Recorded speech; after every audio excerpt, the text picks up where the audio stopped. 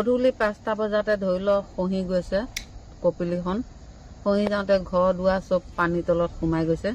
এতিয়া মই পীযুষ হাজৰিকা ডাঙৰীয়াক ক'ব বিচাৰিছোঁ যে আমাৰ যিখিনি ক্ষতিপূৰণ হৈছে আপুনি দিলে ভাল হয়